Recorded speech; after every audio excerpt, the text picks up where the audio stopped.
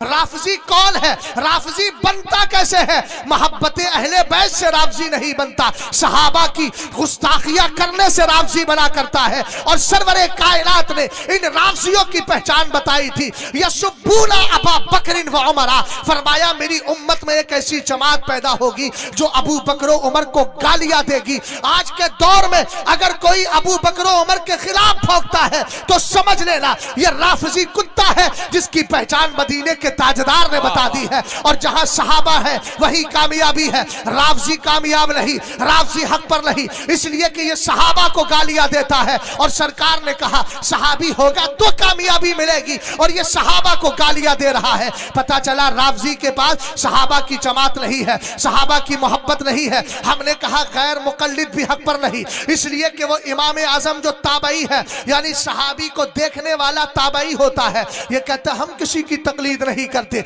हमने कहा क्यों नहीं करता? बोले हम खुद ही मसले निकालेंगे दीन से। मैंने कहा सदके जावा तेरी इस बदअकीदगी पर है, सदके जावा ये फबश्शिरहुम बिअज़ाबिन अलीम के कबील से है। हमने कहा तू कैसी बात कर रहा है?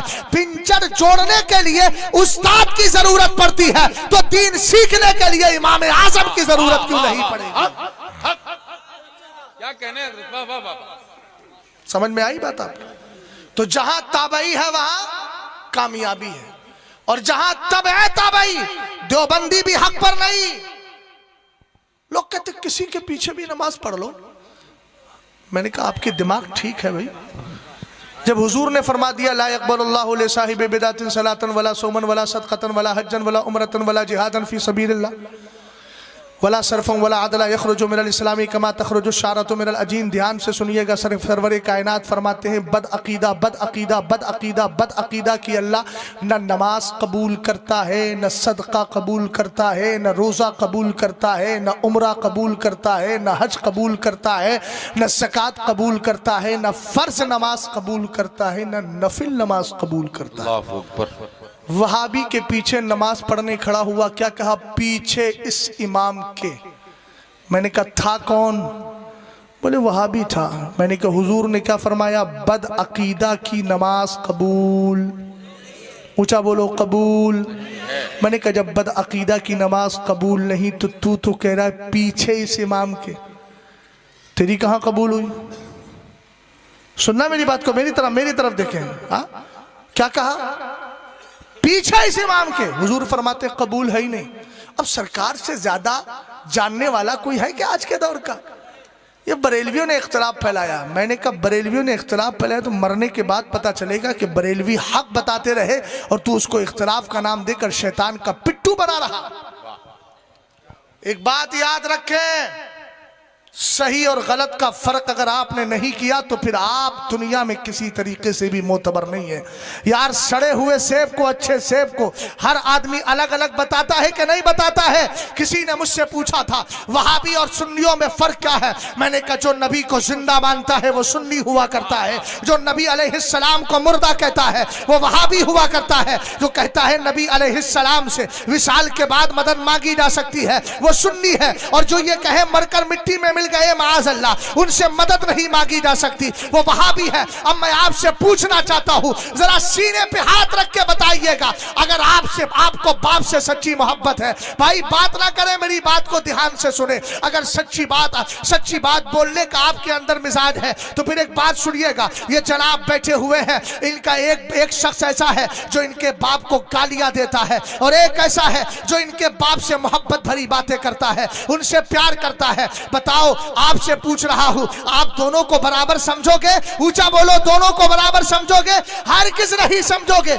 मैंने कहा जब बाप के गद्दार और वफादार को बराबर नहीं समझा जा सकता तो सरकार अलैहिस्सलाम के गद्दार और वफादार को बराबर कैसे समझते हो? हमें तो कुरान ने बता दिया है ला तजिदु कौमन युमिनूना बिल्लाहि वल यौमिल आखिर युवादूना मन हद्दल्लाह व रसूलहु वलौ कानू आबाअहुम औ अबनाअहुम औ इख्वानहुम औ अशीरतहुम उलाइका कतबा फी क़ुलूबिहिमुल ईमान। 28वां पारा है, सूरह मुजादला है, सबसे आखिरी आयत है। अल्लाह ने इरशाद फरमाया था महबूब सुनो सुनो, जो ईमान रखते हैं अल्लाह और क़यामत पर, आप उनको ऐसा नहीं पाओगे कि एक तरफ वो तुमसे और मुझसे मोहब्बत भी रखे और दूसरी तरफ मेरे और तेरे दुश्मन से दोस्ती भी रखे, अगरचे वो दुश्मन उनका बाप ही क्यों ना हो, उनका भाई क्यों ना हो, उनका खानदान का क्यों ना हो, रिश्तेदार क्यों ना हो। हमने कहा याद रखो, अगर ईमानी रिश्ता टूटता है तो खूनी रिश्ते की कोई हैसियत नहीं रहती। अगर अब भी नहीं समझ पाए हो तो जरा कुरान पाक के 12वें पारे को उठाओ। हजरत नूह का बेटा सगा बेटा था, लेकिन जब हजरत नूह के साथ कश्ती में सवार नहीं हुआ और अल्लाह रब्बुल इज्जत की बारगाह में आपने उसके लिए दुआ की, कुरान ने कहा इन्नहु लैसा मिन अहलिक, वो तेरे घर वालों में से है ही नहीं। हमने कहा बेटा उनका था, लेकिन रब ने मना फरमा दिया। इससे समझ में आ गया ईमानी रिश्ता जब तक जिंदा रहता है तभी तक खूनी रिश्ता बाकी रहा करता है, और जिस दिन ईमानी रिश्ता टूट जाता है खूनी रिश्ते की कोई हैसियत नहीं है। समझ में आई बात आपकी? हाँ, बात बहुत हो गई, अब खत्म कर देता हूं। अच्छा, तो शायरी इस्लाम को नहीं पढ़वाएंगे? अच्छा चलिए ठीक है, जैसा हुक्म हो। हदीस मैंने सुना, याद है, बद अकीदा ने मज़ारात औलिया को मिट्टी का ढेर कहा। आप कहते हो ढेर? किताबों में लिखा है उन्होंने, हम अपनी तरफ से थोड़ी कोई किस्से सुना रहे हैं। असातीरुल अव्वलीन थोड़ी है, पिछले जमाने के किस्से नहीं है, ये उनकी किताबों में लिखा है। लोग कहते हैं हमारे सामने तो कभी किसी वहाबी ने गुस्ताखी नहीं की। मैंने कहा जबान बंद कर, पगला गया है भाई। तू ये चाहता है कि जो नबी की तौहीन तेरे सामने करे तू उसी को वहाबी समझेगा? सुने, मेरी तरफ देखे, मेरी तरफ मिसाल देके समझा रहा हूं। ये मेरा भाई आया टोपे वाला, बैठ जाइए। भाई साहब बैठे। ये भाई साहब सफर करके आए, बंबई में काम करते थे, गांव को आ रहे थे, सवारी नहीं मिली, उसने वही हाईवे पे उतार दिया। बेचारे बड़ा सा बैग डाल करके आ रहे हैं, और डाल करके आए, जैसे ही गांव में घुसे, पहले घर के दरवाजे पे जैसे पहुंचे, उस घर में हो रही थी चोरी। पीछे से आ गई पुलिस, इनको पकड़ेगी कि नहीं? मुजरिम था, बोलो क्यों पकड़ेगी? मौके वारदात पर पाया गया, लोगों ने समझ लिया, पुलिस वालों ने समझ लिया कि चोर अंदर चोरी कर रहे थे, ये रखवाली कर रहा था।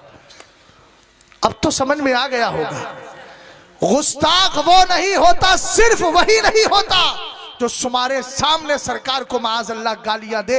गुस्ताख वो भी है जो गालियां देने वालों को अपना इमाम समझे, जो गालियां देने वालों के साथ मौजूद हो। हजरत अल्लामा जलालुद्दीन सुयूती की एक रिवायत सुनाकर बात को खत्म कर रहा हूं। वहाबियों से घालमेल, शियों से घालमेल, मौलाइयों से घालमेल, देवबंदियों से घालमेल रखने वाले इस पैगाम को लेकर जाएं। हजरत अल्लामा जलालुद्दीन सुयूती फरमाते हैं, एक बंदा ऐसा था जो अबू बकर उमर को गालियां तो नहीं देता था, लेकिन गाली देने वाले के साथ उसकी दोस्ती थी। शरहुस सुदूर में अल्लामा जलालुद्दीन सुयूती ने फरमाया, कहते जब मरने का वक्त करीब आया ना, तो अभी जबान में शकत थी बोलने की, बोल पा रहा था। उससे घर वालों ने कहा कलमा पढ़, कलमा पढ़, कलमा पढ़। भाई ध्यान से सुनना मेरी बात को, शहजाद समझा के जा रहा है, माने या ना माने ये आपका काम है, जनाजे आपको अपने ठीक कराना है, हमको क्या फिक्र है, हम अपना जनाजा ठीक कराएंगे, आप अपना जनाजा ठीक कराइए। वरना आपको मालूम है ना,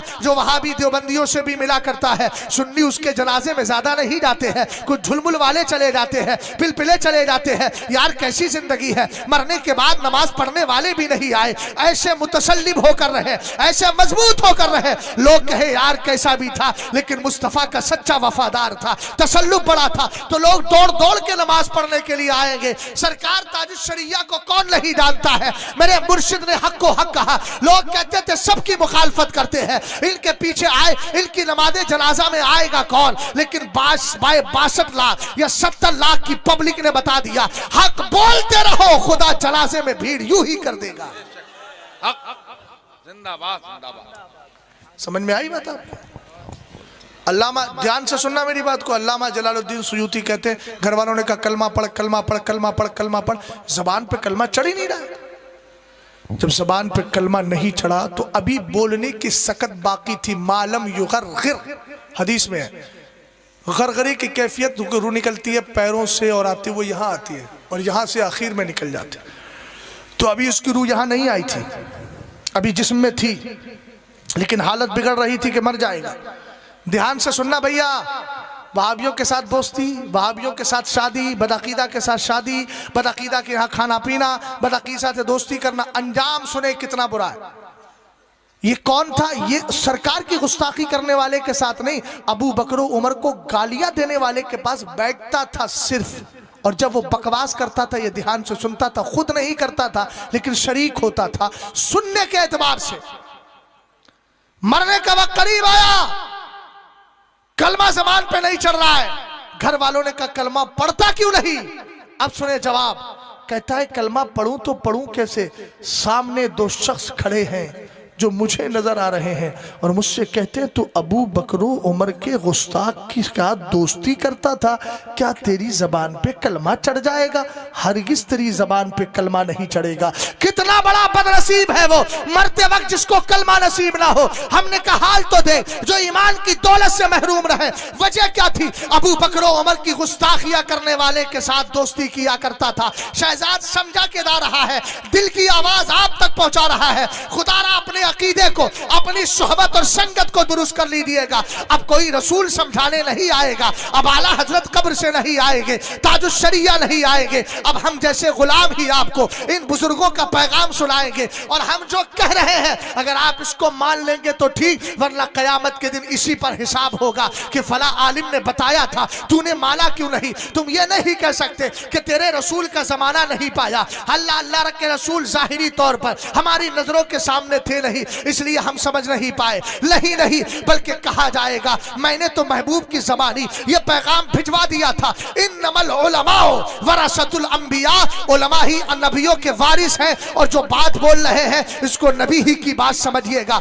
इसलिए ध्यान से मेरी बात को सुने। जब अबू बकर उमर के गुस्ताख के साथ बैठने वाला कलमे से महरूम है, तो जो वहाबी देवबंदी सरकार के गुस्ताख है उनसे दोस्ती करने वाले का हाल क्या होगा ये खुद अंदाजा लगा ले और पैगाम लेकर के जाए। आला हजरत कहते हैं दुश्मने अहमद पे शिद्दत की दिए, मुल्हिदों की क्या मुरव्वत की दिए, गैज़ में जल जाए बेदीनों के दिल, या रसूल अल्लाह की कसरत कीजिए। मेरी बहन बेटियां यहां बैठी हैं, जो बच्चियां आज तक कुंवारी हैं, अल्लाह करे उनके बेहतर रिश्ते आ जाए, मगर रिश्ते आए तो सुने, अगर आपका बाप किसी सुले कुल्ली का रिश्ता लेकर आए, जो देवबंदी वहाबी सुन्नी सब में खाता हो, इधर 11वीं भी खाता हो, उधर वहाबियों से दोस्ती भी करता हो, उसको कहते हैं सुले कुल्ली। बगैर पेंदे का लोटा, कभी इधर लुढ़क गया कभी इधर लुढ़क गया। हुजूर ने तो इसकी मिसाल दी है, बहुत जबरदस्त मिसाल है, किसी और मौके पे सुनाऊंगा। सुने, हंसने की बात नहीं है, मुआशरा सड़ रहा है, कौम हंस रही है। हजरत उमर फारूक आदम की जिंदगी भी पढ़ लिया करो, अबू बकर सिद्दीक अकबर की जिंदगी पढ़ लो। हजरत अबू बकर सिद्दीक अकबर के वालिद ने हुजूर की शान में एक जुमला तौहीन का बोला था, बाप के खींच के मारा, जमीन पे बाप सर के नीचे, सर के बल गिर गए। फसक्कहु अबू बकर सक्कतन फसकत अला वजही, अबू बकर सिद्दीक अकबर ने जलाल में आकर के बाप के मारा, बाप औंधे मुंह गिरे।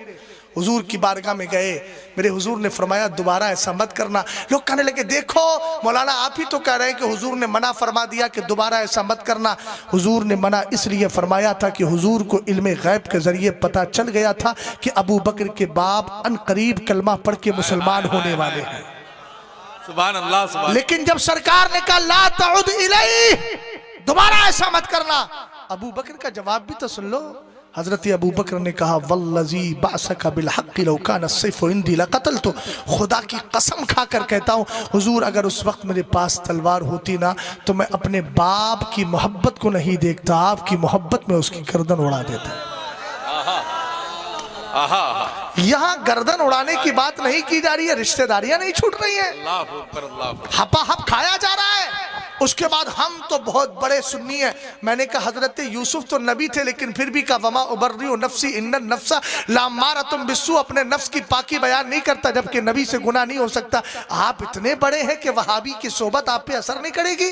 यकीनन करेगी। बिगड़ गई कितनी बस्तियां, बिगड़ गए कितने नौजवान। इसलिए बहन बेटियां जो बैठी है, इन माओ को पैगाम दूंगा, अगर तुम्हारा शौहर तुम्हारी बेटी के लिए रिश्ता लेकर आए, और बेटियों से कहूंगा अगर तुम्हारा भाई या तुम्हारा बाप किसी सुले कुल्ली देवबंदी वहाबी का रिश्ता लेकर आए और तुम्हें झांसा दे कि बेटी सऊदी रिटर्न है, सऊदी में काम करता था, सऊदी रिटर्न है, तो कहना अब्बा सऊदी रिटर्न है, जन्नत रिटर्न तो नहीं है, मुस्तफा का गद्दार है। इसलिए तुम्हें पूरी इजाजत है अपने बाप की आंखों में आंखें डाल के कहो अब्बा मैं जहन्नमी बनना नहीं चाहती, मैं सरकार के गुस्ताख के साथ, गुस्ताखों से मेल रखने वाले के साथ न सुनी कुल्ली से शादी करूंगी, न किसी वहाबी से शादी करूंगी, न किसी देवबंदी से शादी करूंगी। मुझे ऐसा लड़का चाहिए जिसकी बोली ये हो जान है इसके मुस्तफा, रोज फजू करे खुदा, जिसको हो दर्द का मजा, लाशे दवा उठाए क्यों, फतवा मैं दे रहा हूं, अगर किसी में दम खम हो इस फतवे के खिलाफ कोई फतवा